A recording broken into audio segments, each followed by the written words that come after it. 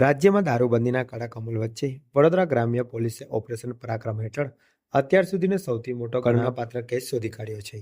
Delhi Mumbai express highway પર કરજણ પાસે watch ગોઠવી પોલીસે એક બંધ બોડીના ટ્રકમાંથી અંદાજે ₹1.7 કરોડની કિંમતનો ભારતીય બનાવટનો વિદેશી દારૂનો જથ્થો ઝડપી પાડ્યો છે.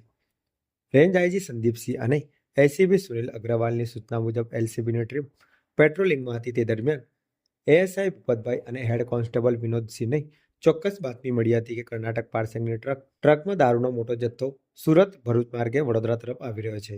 બાતમીના આધારે સાપા ગામની સીમમાં એક્સપ્રેસ હાઈવે પર નાકાબંધી ગોઠવી ટ્રકને કોર્ડન કરી ઝડપી લેવામાં આવી હતી. પોલીસની ટીમે ટ્રકને રોકી તલાશી લેતા અંદરથી પુઠ્ઠાના બોક્સમાં છુપાવેલી દારૂની પેટીઓ મળી આવી હતી.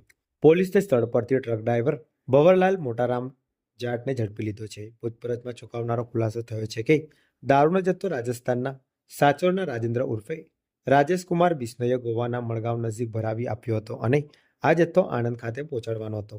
એલસીબી દ્વારા પકડાયેલા ડ્રાઈવર તથા દારૂ સપ્લાય કરનાર રાજેન્દ્ર બિશ્નોઈ વિરુદ્ધ કરજણ પોલીસ સ્ટેશનમાં પ્રોહિબિશન એક્ટ હેઠળ ગુનો નોંધી વધુ તપાસ હાથ ધરવામાં આવી છે.